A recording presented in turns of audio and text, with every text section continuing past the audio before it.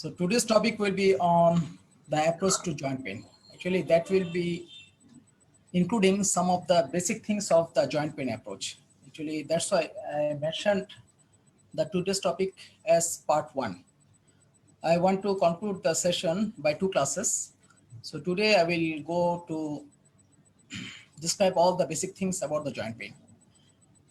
Whenever we will finish this joint pain approach by describing the basic things, later on in the second class, to go for the diagnosis of the joint pain, that will be easier for the students. That's why I should describe all the things, the basic ones about the joint pain.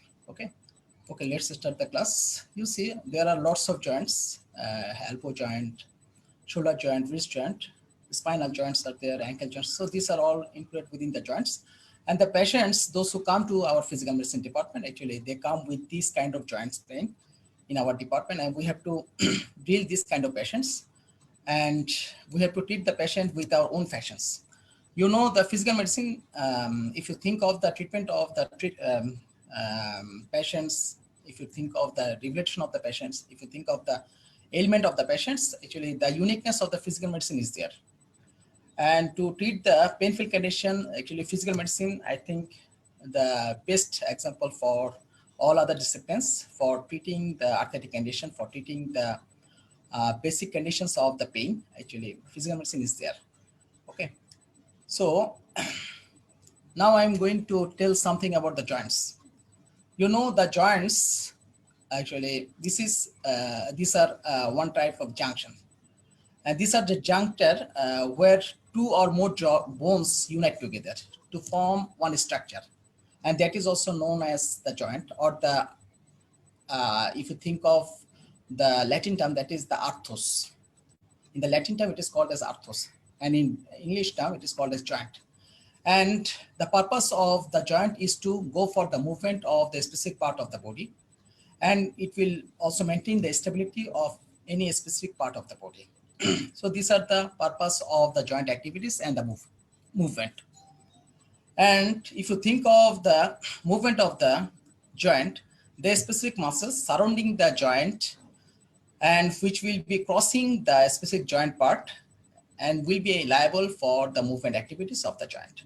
So whenever the muscle will be there active to go for the activities of the joint, that time the activity of the joint will be good. Otherwise, if the muscle activity is not there, if the neuronal activity is not there to go for the activities of the muscle, that is the contraction and relaxation, the joint activity won't be that much appropriate. So that's why if you think of the joint activities, you must have to think of the neuronal activities of the muscle, and indirectly you must have to think of the muscle activities. So that's why the importance of the joint activities actually is definitely directly correlated with the activities of the muscles and the neurons.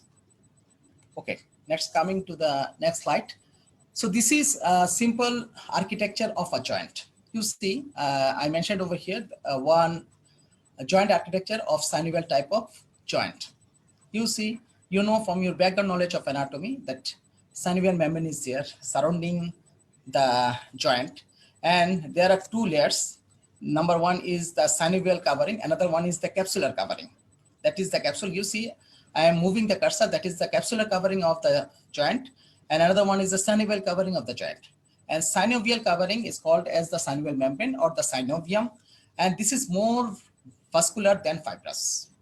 And if you think of the capsular covering, that is more fibrous than vascular, and it will give the prime strength of the joint.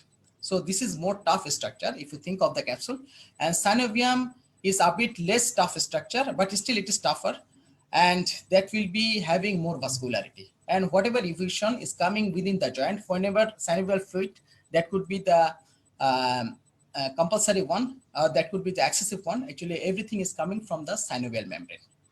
And this synovial membrane is the visceral covering of the joint, and the fibrous capsule, that is the parietal covering of the joint. Parietal covering means the outer covering of the joint, and visceral covering means the inner covering of the joint. And there are also, you know, the articular cartilages. These are the hyaline cartilage. It is seen over here, and definitely 2 bones, at least 2 bones will be there to form the joint, and there could be more than 2 bones to form joint, and that is a complex joint. And along with the joints, there will be some other structure. These are the ligaments. This will give the strength of the joint along with the capsule and the synovium. And definitely in between the two articular surfaces, there remains one synovial cavity. And within the synovial cavity, there remains one thin rim of synovial fluid. So this is a simple architectural view of a synovial joint. Okay, let's come to the next slide. So what is the normal function of a joint? Seemingly, we know that it helps in the movement of a specific part of the body. So you see it moves moves throughout its range of motion, okay, and helps in the body part movement. If the joint is not working very well, say I'm having the elbow joint and it is working very well, so I can do lots of activities by going for the movement of the elbow. Without doing the elbow movement, actually we can face lots of problems, and we can't do any normal activities by the normal person, like the normal person. So that's why helps in the normal body part activities. So that is very important. And bears weight. Without having the appropriate activities of the joint, if the organization of the joint architecture is not well built over there, so that time the muscle and the bony weight bearing activities won't be that much appropriate, because if the bony architectures or the synovial architectures will be distorted, the patient will be having the pain, or if the patient is having the tendinitis, or if the patient is having the articular cartilage loss, there will be the opening of the frena bendings. So ultimately the patient will feel the pain. So that's why to go for the weight bearing, the normal architectural activities of the joint must be there. So that is helpful in the weight bearing. And another one is it performs normal activities of a body function. So these are the normal joint function of a body. I mentioned over here that is the functional types of the joint. Actually, if you think of the anatomical classification, there are lots of anatomical classification, and you all studied in the histology, in the anatomy, in the basic anatomy. But here I mentioned according to the functional type, the joint classification according to the function. There are three major functional types of the joint. Number one is the immovable joint, and that is almost static, and these won't go for any kind of activities virtually, and these are mostly found in the head, that is the skull, and these are fibrous structures. And these are actually, whenever in the late stage of the age the patient will turn, that time these will be actually having the suture joint, and these are almost fixed joint. But in the initial stage of the age, this remains with the fibrous architecture, and with the aging process, due to the calcification of those fibrous structures, there happens the calcification, and almost tough structure will be there, and no fibrous activities will be there. And second one is partly movable, and these are found in the chest. If you think of the chest wall, almost all the joints in the chest wall are having the partly movable joints. If you think of the costosternal junction, if you think of the sternoclavicular joint, so all these things are the partly movable joints. So this is second type of functional joint. And another one is the movable joint. You know, all of us know about the synovial joint. So these are the movable joints.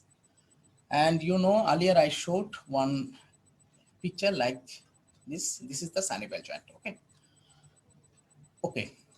So you see, this is the basic things of the types of the joints, and you all studied in your first year and second year in the basic anatomy. You see, this is tibiofemoral joint, this is the suture joint in the skull, this is the fibrocartilaginous joint in the spine, this is the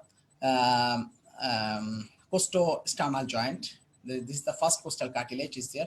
So this is the partly movable joint, and this is fibrocartilaginous joint, and this is the synovial joint. So all these structures are found in the joint. And this is another type of the joint classification. And this is also another type of joint classification. You see ball and socket type of joint. It is found in the glenohumeral joint, and this is one. This one is the hinge type of joint. This is found in the elbow joint. This is the saddle type of joint. This is found in the carpo-metacarpal joint, and this is the gliding joint. This is found in the intercarpal joint. So all these types you studied in your basic anatomy. Our today's concern is not these things. That's why I'm going to the next slide. Okay. So what's about the joint pain? Actually, joint pain, if you think of the pain, you know from your background knowledge of the pain, actually pain is the abnormal sensation, and that is the protective sensation for the body, which informs or which alerts the patient about the internal ongoing damage of the tissue. Mind this, without the sensation of the pain, actually whatever ongoing damage is going on inside the body tissue, actually we can't sense. That's why in the initial stage of the joint pain, whenever we can sense it easily, we can take the protective measure to prevent the ongoing progression of the joint destruction. So that's why sensation of pain is very important. And in case of, if you think of the diabetic peripheral neuropathy, actually this kind of sensation of pain sometimes get lost. So that's why in those diabetic peripheral neuropathy patient, actually patient has some kind of internal ongoing damage, but the patient can't take any necessary measures to prevent that ongoing internal damage. And that's why the patient suffers from a lot of conditions, like the sepsis could be there, the joint destruction could be there, like the internal ongoing tissue destruction will be there. And ultimately, sometimes the patient might undergo the amputation. So that's why the pain sensation is very important. And there are some causes to produce the joint pain. Number one, you know, I mentioned over here some of the basic causes of the joint pain. Number one is the inflammation. You know the inflammation from your basic pathology knowledge, you know about the inflammation, having 5 features of the inflammation, and this will produce the pain, function, leisure, and the swelling will be there, and the patient will be having the pain, tenderness, all the things will be there along with the inflammation. And another one is the cartilage destruction. You know, the hyaline cartilage is there within the joint, and whenever the cartilage destruction will be there, the free bending will be open within the joint, ultimately due to the erosion of the cartilage. Actually, on both sides, the free bending will be having the erosion, will be having the collision between these nerves. Ultimately, the patient's nerves, free bending will be having the irritation, and that's why the patient will feel the pain due to the cartilage degeneration. And another one is the crystal deposition. Whenever the crystals, some of the specific crystals are there, and there are almost 4 crystals are there, mostly are irritating for the joint. And ultimately these crystals, whenever this will be deposited within the joint, and this will produce the pain like the gout, like the pseudo gout, or if you think of the calcific tendinitis, all these things will produce the crystal deposition joint pain, mind this. And another one is the infection. You know, the infection will cause the sepsis within the joint, and this infection, whenever this will actually form some kind of sepsis within the joint, it is called as septic arthritis, and that is actually very painful for the patient, and it is very difficult to be treated very easily by the doctors. And sometimes there happens some kind of erosion whenever that will be not treated very well, whenever this will be having a total setup of the infection, and joint destruction will be there, and sometimes there could be some kind of fixed faxton deformity of the joint. So that is very important for us, that is the infection. And another one is the trauma. You know, due to the road traffic accident or any kind of sports injury, the patient might be having some kind of trauma within the joint. The patient might be having any kind of internal derangement of the joint. Sometimes the patient might be having the meniscus injury within the joint. Sometimes the patient might be having the partial or complete rupture of the ACL or anterior cruciate ligament injury, or the posterior cruciate ligament injury within the knee joint, or lateral collateral ligament injury, or medial collateral ligament injury will be there. So all these things will produce the pain within the joint. So these are very important basic things about the causation of the pain, joint pain. Okay, I'm going to the next slide. Sorry.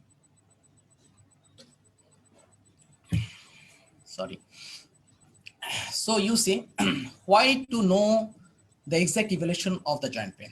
Actually, whenever we will think of the joint pain, say a patient might be having the knee pain due to the bursitis, or the patient might be having the joint pain due to the synovitis, due to the rheumatoid arthritis, or due to any kind of enthesitis, due to any kind of spondyloarthropathic condition, like the synovial arthropathy could be there. The patient might be having the enthesopathy and causing the knee pain. And another patient is having the history of the trauma, causing the pain around the knee joint, and that will be also confined within the area of the knee joint.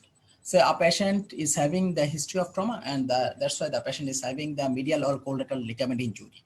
So that's why the patient will be having the mechanical pain. And but if you think of the synovitis, or if you think of the any kind of arthritis like the gout or the pseudogout, these kind of pains actually will be having the inflammatory onset, will be having the inflammatory condition. So if you think of the types of the pain produced by a specific type of the disease, like the rheumatoid arthritis will produce the inflammatory pain like with the synovitis. In case of the joint pain due to the accident or due to the sports injury, the patient will be having the pain that will be associated with the mechanical activity. So both kinds of pains won't be having the same entity. So definitely, if you think of the different types of pain, you must have to go for the different approaches to treat the case.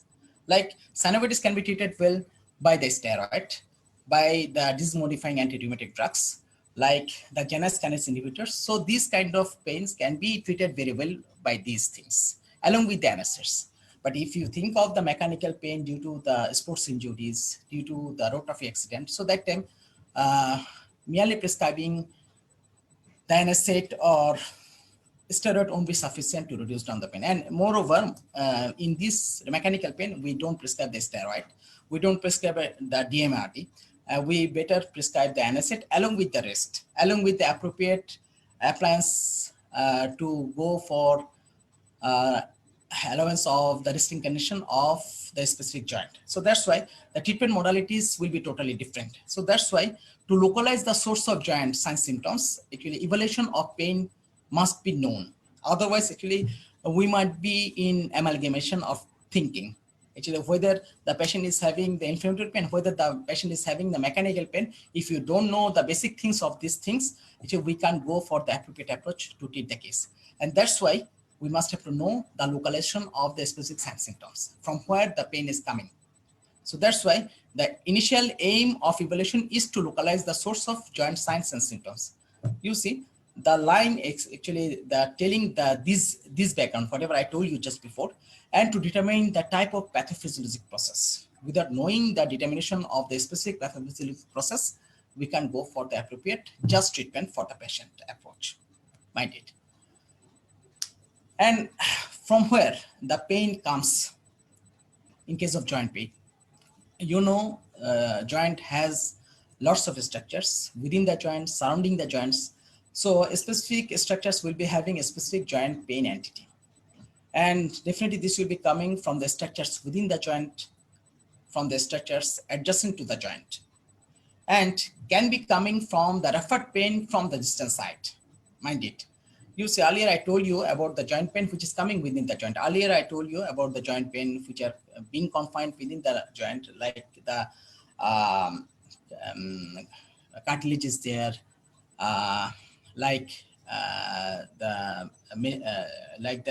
ligaments are there, anterior cruciate ligament, posterior cruciate ligament, or the lateral collateral ligament, medial collateral ligament, or the joint bones. So this will be actually having the structures. This will be producing the pain whenever there will be some kind of injury, or the structures adjacent to the joint. Say a patient is having the bursitis, which is not confined within the joint structures. So say a pretibial bursitis or patellar bursitis, which is also known as the housemaid's knee. So this will be having this kind of pain, which will be confined within the area of the joint. So these structures adjacent to the joint are also important to be known to localize the joint pain. And the pain may be referred from the distant sites. In this relation, I want to quote one example that knee pain can be felt sometimes due to the pain of the hip because of the same innervation. So though the patient is having the pathology within the hip joint, but still the patient sometimes feel agonizing pain, sometimes feel some kind of discomfort within the knee joint as well due to the same innervation. So these things must be known to you to localize the specific joint pain. Okay, and here I mentioned over here the sources of the pain within the joint. What are the sources? Earlier I showed one pictures for the anatomical architecture of the joint. Here this will be associated with the joint pain, with the position of the joint pain, joint capsule and the synovium, mind it. Earlier I told you about the capsule and the synovium. Whenever there will be capsulitis, whenever there will be synovitis, whenever there will be some kind of synovial distortion, the patient will feel the pain. And another one is the periosteum. Sometimes what happens due to the periostitis, the patient might feel the pain. I will show some of the pictures of the periostitis.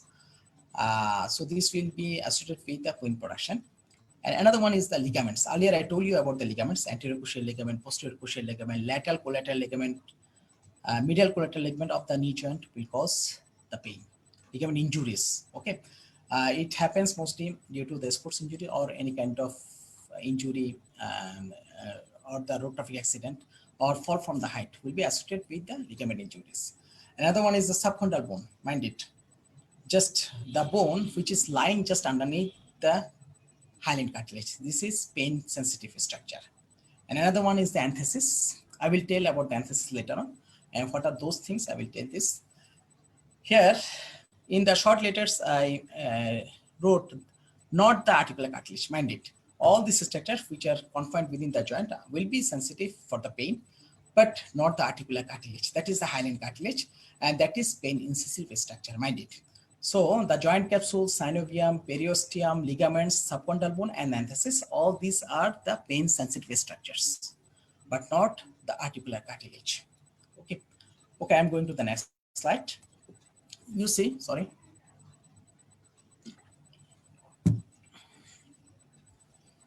That is a schematic diagram for you. You see, I am moving the cursor over here. You see, this is the ligament. Okay, and this is also one tendon. You see, the ultimate end of the muscle is coming to be attached to the bone, and ligament is coming to be attached to the bone. Insertion point or originating point, if you think like this. So this insertion point and originating point, vice versa, actually could be termed as the enthesis. I will tell in details about the enthesis. So this is pain sensitive structure. And another one is the joint capsule. You see, that is the joint capsule, and this is one is the synovium. So these are pain sensitive structures. And the epiphyseal bone, that is the bone just underlying the hyaline cartilage, just underneath the hyaline cartilage. That is the pain sensitive structure. And you see, this is the hyaline cartilage, that is the articular cartilage. This articular cartilage is not pain sensitive at all. Okay, but whenever this will be eroded sufficiently to produce the fina bending opening, that time the fina bending opening irritation will cause the joint pain due to the advanced osteoarthritis. Okay, so this is very important things for you. Now the basic pathophysiologies of the joint disease. Actually, what are the basic pathophysiologies to cause the joint disease? Number one is the synovitis. I told you about the synovium. Whenever this will be associated with the inflammation, that is the itis, that is called as synovitis, and enthesopathy or enthesitis. I will tell in detail about this. Earlier I told you something about this. Enthesitis, whenever the inflammation of the enthesis will be there, that will cause the pain. And it is, this is the prime feature of the seronegative spondyloarthropathy or seronegative arthritis. Okay, and the synovitis is the prime feature for the rheumatoid arthritis, or sometimes the gout, or any kind of viral arthritis could be associated with the synovitis. And another causative factor is the crystal deposition. I told you earlier about the crystal deposition will produce some kind of pain. And another one is the septic arthritis, that is the infection. And another one is the structural or mechanical derangement of the internal architecture of the bone, of the joint. So these things actually will be associated with the causation of the joint pain.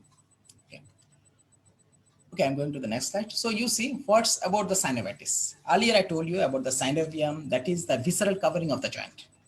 Okay, and that is more vascular than the fibrous, than fibrous. That is, fibrous structure will be less within the synovium, and the fibrous consistency will be less than the capsule. But if you think of the capsule, it is more fibrous than vascular. Okay, and the principal site of the rheumatoid arthritis and many other inflammatory joint arthropathies, this synovitis. Okay, so you see here the synovial cavity is there, bursa is there. The same thing, the synovitis will be causing some kind of pain within the joint. I'm going to the next slide. And synovitis will be characterized by some things like neovasculation will be there. You know, from the inflammation, there happens some neovasculation, new blood vessels will be produced, and ultimately more vascularity will be there, and more reddening will be there, and more inflow of the blood will be there, and the temperature will be raised. Okay, and as a consequence, the percolation and the infiltration of the lymphocytes, plasma cells, and the macrophages will be there in the inflamed site of the synovitis. Okay, and that will be supported by the neovascularization and the vasodilatation. And in the late part of the synovitis, there happens the synovial hyperplasia, and ultimately causing the synovial proliferation. And ultimately, whenever this won't be well treated by prescribing the disease-modifying drugs, that will turn into the nodule formation, and that will be having the firm to hard consistency. And that is the nodule. Sometimes it is found as the rheumatoid nodule.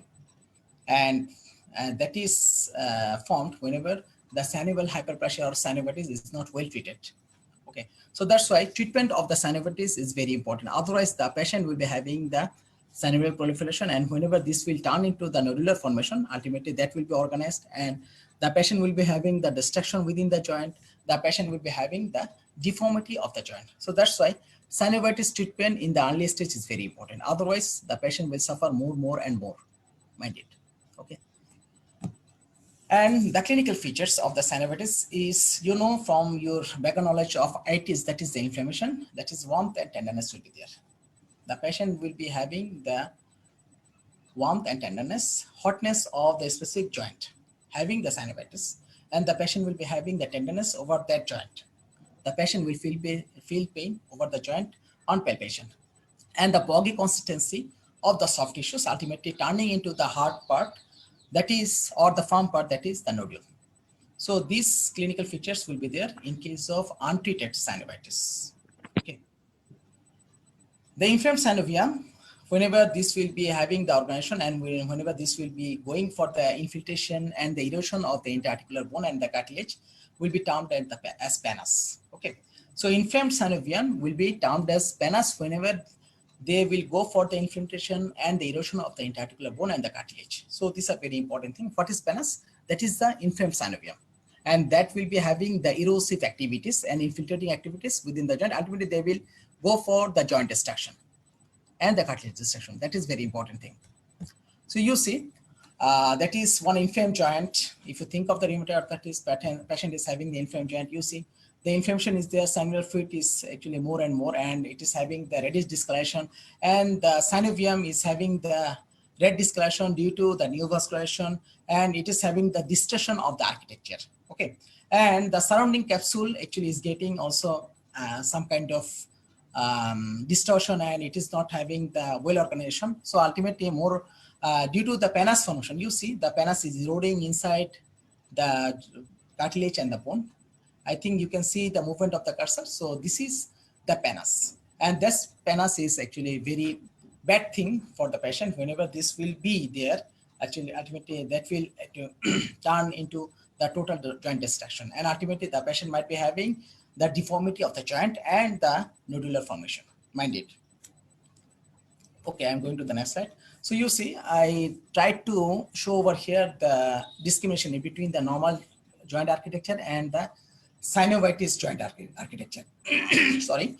So you see here the bursa is well delineated over here, and the capsule is well structured, and the synovium is there. On the other hand, if you go for the rheumatoid synovitis, you see Due to the synovitis, there happens some impact, indirect impact on the bursa also. It is getting also swollen actually due to the bursitis, and the tendon is also getting some kind of distortion, and the erosion of the cartilage and the bones due to the synovial hypertrophy, and infiltration of the polymorphonucleoside, nuclear leukocyte within the joint. Earlier I told you about these pathologies. So these are all about the synovitis. This is the difference in between the normal bone and the rheumatoid synovitis bone joint. The same thing, and that is the diagrammatic picture. You see, this is the penis. This is the microscopic view of a penis. You see, this part is the penis. I think you can see the movement of the cursor. I am moving it time and again, time and again, time and again. You see, this penis is going to invade within the cartilage. So this is very bad thing. Whenever this will be organized, ultimately that will actually go for the total destruction of the cartilage and the bone as well. Okay. So now I'm telling about the enthesitis. What's about the enthesitis? Before going for the enthesitis, inflammation of the enthesis, you must have to know about the enthesis. Earlier I told you about the connecting point in between the ligament or the tendon with the bones. That is the enthesis. Mind it, very flatly, if you want to know, actually this definition will be very sufficient for you to understand. You see, this is the transitional zone. The collagenous structures are interwoven into the bony surface. Mind it, I will show some of the pictures of the enthesis and the principal site of the pathology in the seronegative spondyloarthropathies. If you think of the ankylosing spondylitis, the patient will be also suffering from the enthesitis. Okay. Okay, I'm going to the next slide. You see, earlier I showed you the same picture. This is the enthesis. You see, the exosomal muscles are there, and this is actually turning into the tendon, and that tendon is getting inserted within the bone.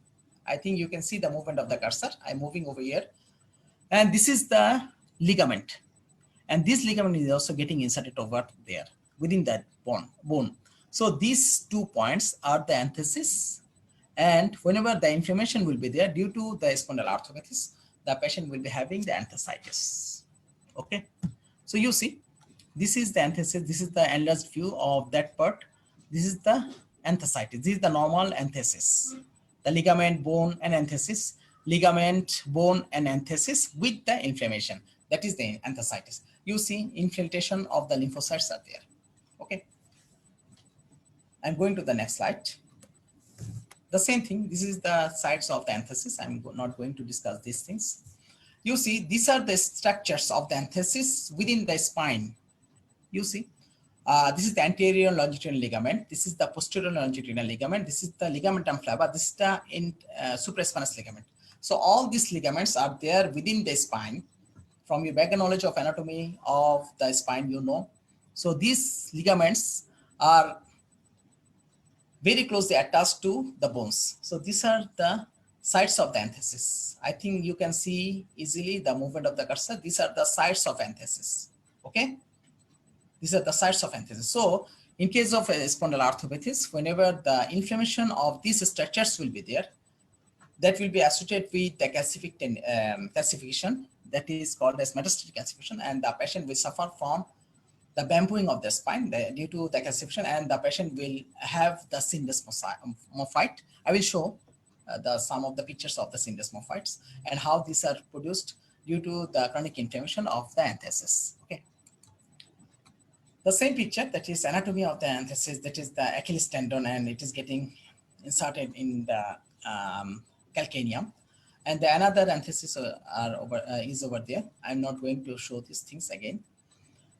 And the enthesitis results in collagen fibrous metaplasia. Mind it. What happens over here? Whenever the inflammation will be there, the collagen fibers will be having some kind of metastatic activity, metaplastic activity, and ultimately they will form the new bone that is called as periostitis sometimes. In case of shin splint, I will show some of the pictures. And the ossification of the syndesmosis, which is found in case of sacroiliac joint, in case of ankylosing spondylitis, that is called as sacroiliitis, and the Syndesmophyte formation along the outer fibrous and fibers of the vertebral disc, that is also found in case of ankylosing spondylitis. So these kind of collagen fibrous metaplasia happens to cause the newborn formation in case of periostitis, ossification of the syndesmophytes and syndesmosis and the syndesmophytes formation in case of ankylosing spondylitis. Okay. You see another picture of the enthesitis. This is the enthesis and calcification is there and neovascularization will be over there. I'm not going to tell these things. Okay. Okay. You see that is the gradual development of enthesitis. Any kind of injury is there. You see this is the enthesis.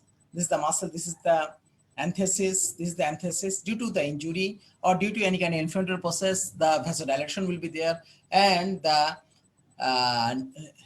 lymphocytes will be percolated within the or surrounding the enthesis. Ultimately, they will cause the metastatic calcification and ultimately newborn formation will be there. And due to the enthesitis, the total organization of the bony architecture will be there surrounding within this area. Okay. So you see, this is the periostitis. It is one type of enthesitis. It happens whenever due to the defense training, whenever the trainee go for the unaccustomed activity for long running activities like the marathon, like the long distance running for the training purpose of the defense corps. So that time in the initial few months, the patient suffer from this kind of periostitis. Actually what happens, the periosteum is highly vascular and this vascularity actually due to the over stress over the tibia, actually this vascularity gets ruptured and the microvascus microvascus will be ruptured over here and the micro bleeding will be there and this will cause the inflammation of the enthesis. So ultimately the patient will suffer from the knee shin pain. It is called as shin splint and these kind of pictures actually we can show for you. The patient will be having this kind of problem and the patient will be having the redness over that area. And as an enthesitic process, the patient will be having the shin pain and sometimes the patient will be having, it is the normal bone and whenever the periostitis or enthesitis over the tibia will be there, new bone formation will be there. That is called as periostitis. Mind it. Okay, I am going to the next slide. So this is the syndesmophyte. You see, you know, just anterior to the spinal column, there remains the anterior longitudinal ligament. Due to the inflammatory process of the enthesis, there happens the calcification within the enthesis, within the ligaments, so ultimately causing this kind of syndesmophyte formation. And ultimately the fusion of the vertebral body will be there and this will be looking like the bamboo spine. That is called as bambooing. Okay. You see, actually it was not supposed to be like this. Here this part was supposed to be totally black. But due to the calcification of the outer fibrous structure of the intervertebral disc and the anterior longitudinal ligament, there remains the calcification. So that looks like the bamboo. That's why it is called as bambooing of the spine. Okay.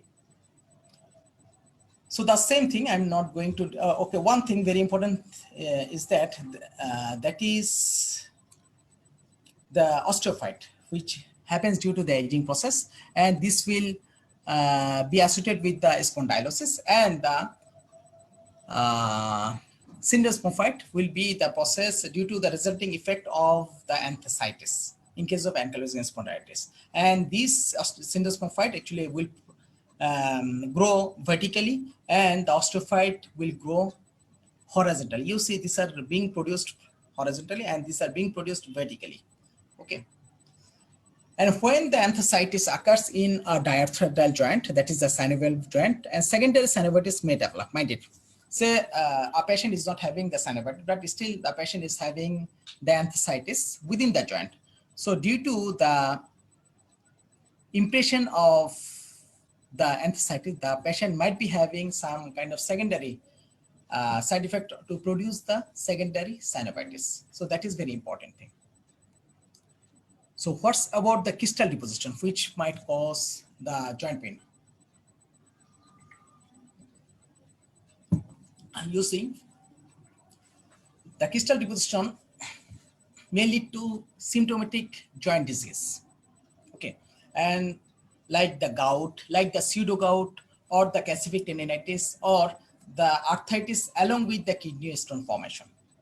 And there are 4 crystals which will produce the arthritic condition. Number one is the monosodium urate crystal that will produce the gout. And another one is the CPPD crystal, that is the calcium pyrophosphate dihydrate crystal. This will produce the pseudo gout. Okay. Another one is the basic calcium phosphate crystal, that is also called as the hydroxyapatite crystal. This will produce the calcific tendinitis. Like if you think of the supraspinatus calcific tendinitis, this will produce the arthritic condition, and that time the pain will be severe pain. And sometimes in case of the kidney stone patient, few patients might be having the hyperoxaluria, and due to the hyperoxaluria, sometimes the patient might have some kind of oxalic acid or oxalate crystal deposition within the joint that will be associated with some kind of arthritis. So these are the responsible crystals to produce the arthritis. Okay. And what's about the monosodium urate crystal deposition? And this deposition actually will cause the gout. You know, from your background knowledge of the urate crystal, or the uric acid will be deposited within the joint, that will produce the gout. But there are some specific preferred area to be deposited within the joint, that is the surface of the hyaline cartilage, the tendon sheath within the joint, and the bursing. And these are the specific preferred site for the deposition of the urate crystal. And this will be more aggravated on cold exposure. And during the winter season, this deposition happens more. Okay. So these gouty patients actually will be having the severe pain.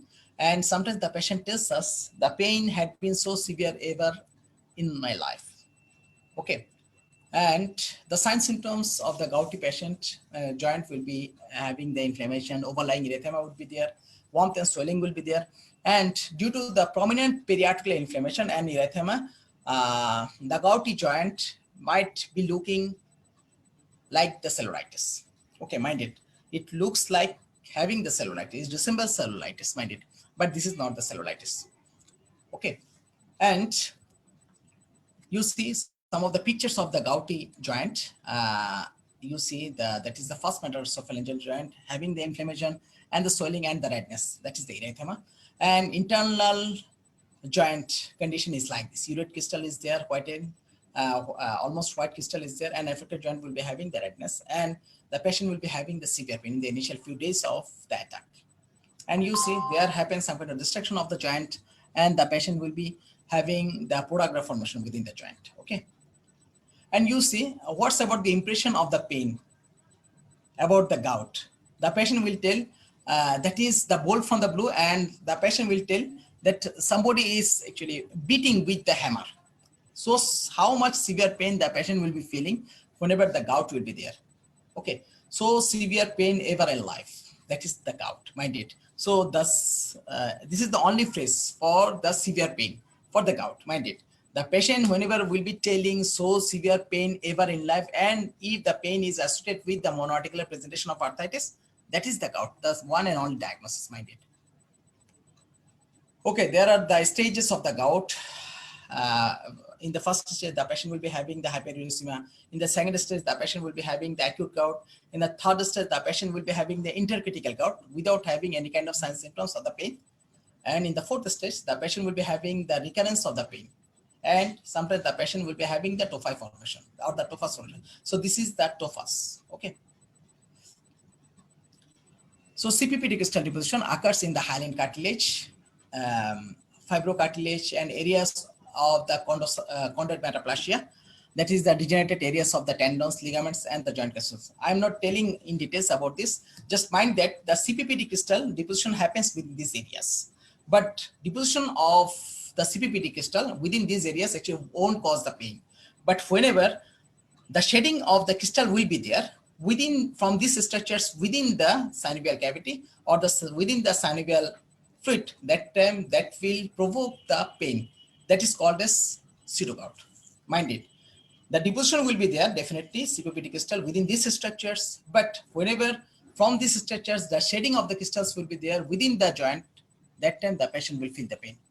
So, and that is also having the more severity of the pain, but the severity won't be as severe as the gout. That is, if you think of the severity of the pain, the most severe pain will be associated with the gout. The more severe pain will be associated with the pseudo gout, mind it. You see here the patient is having the deposition of the CPPD crystal within the hyaline cartilage and along with the shedding of the crystal within the joint, and that will be associated with the pseudogout formation. Mind it.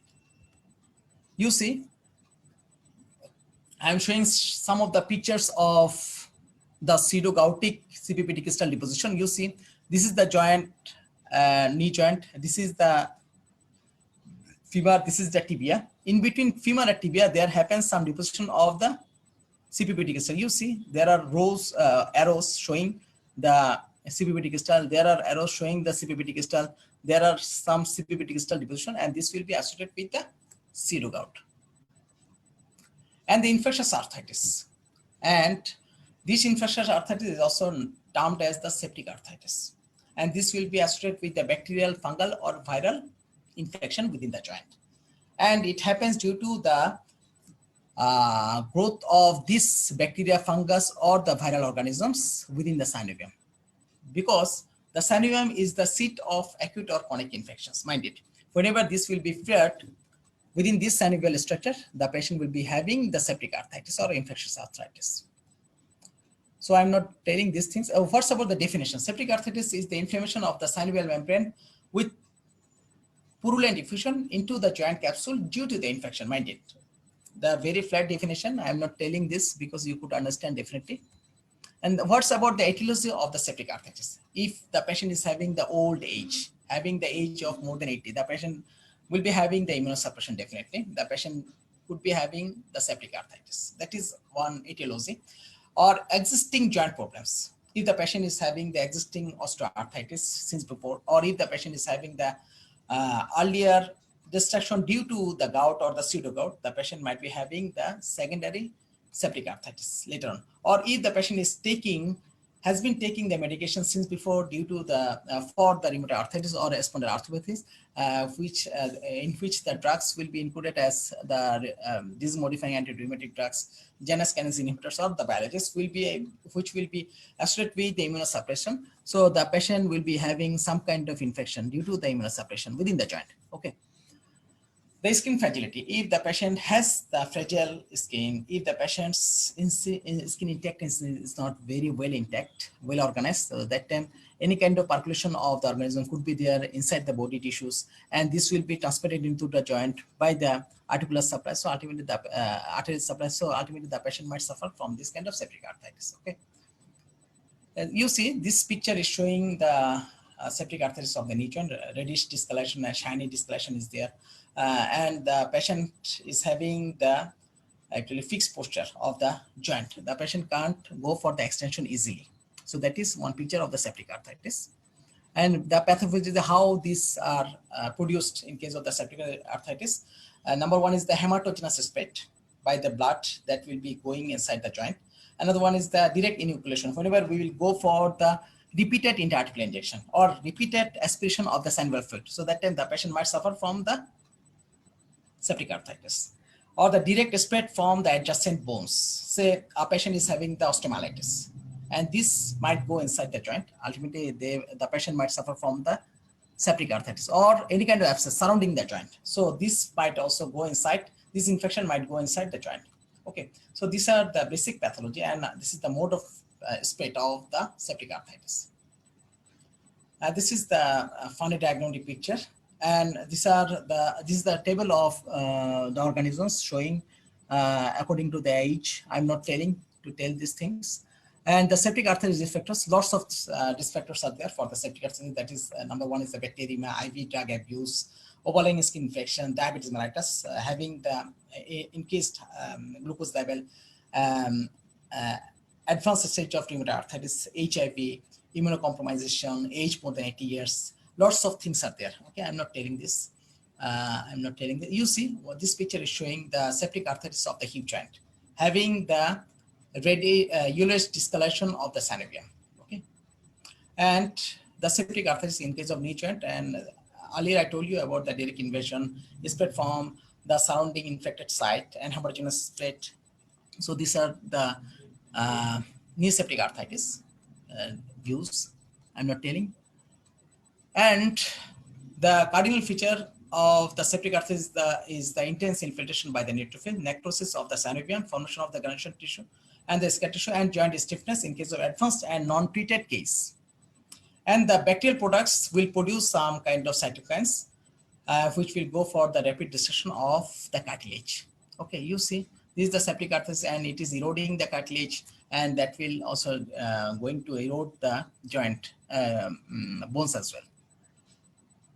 Okay, so I'm going to finish the class within 5 minutes. Please don't get irritated. And structural joint derangement or the mechanical joint derangement. Actually, in this structural or mechanical joint derangement, actually, the principal feature of this kind of entity is associated with the degeneration of the articular cartilage. You know, the articular cartilage is there, and in all kinds of structural or mechanical joint derangement, the articular cartilage degeneration will be there.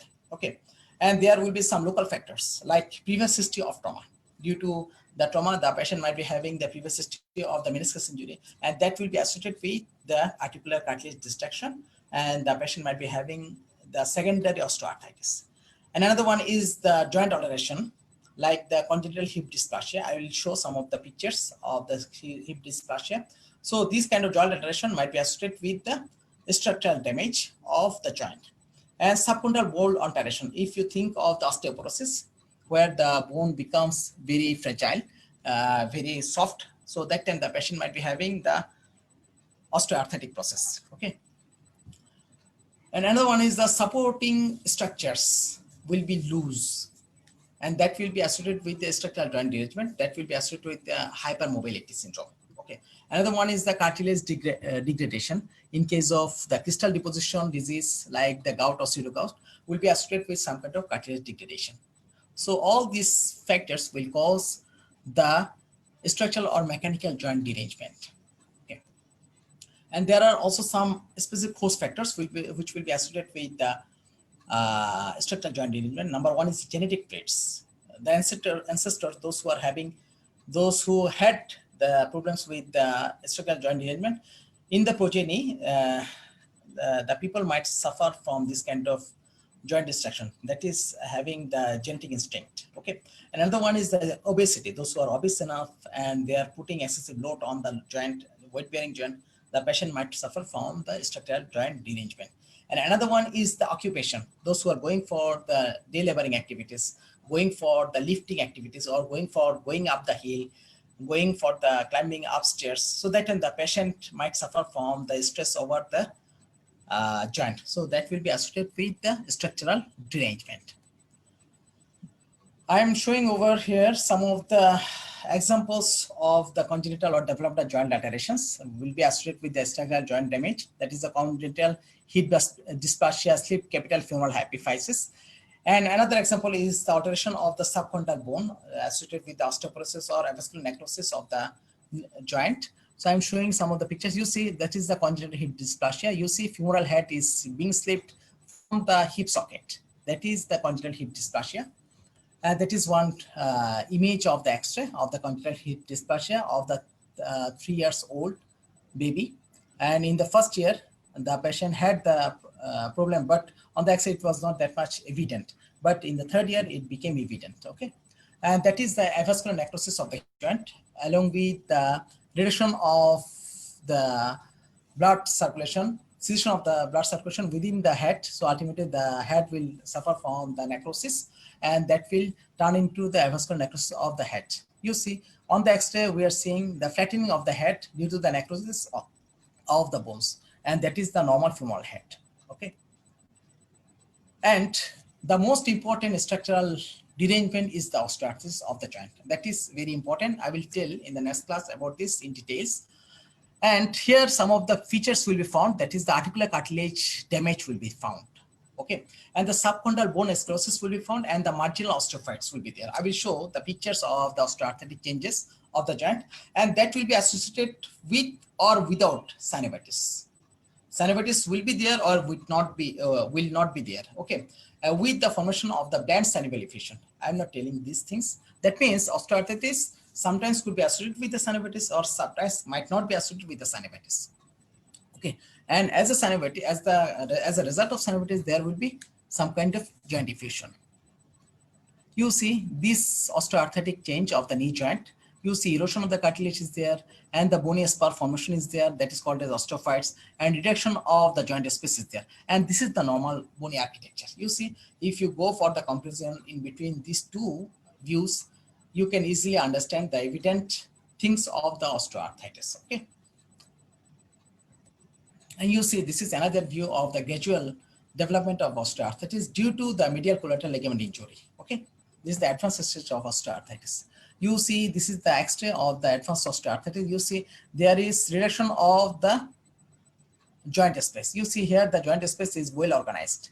Okay, and moreover, due to less weight bearing, the patient has the periarticular osteopenia. You see here, the consistency is very well. Okay, that is the whitening of the bone is there, but here whitening of the bone is not there, and the consistency of the bone is almost equal to the consistency of the surrounding soft tissue. You see, soft tissues are there, and the consistency of the bone will be almost blackish like this. So that happens due to the osteopenia.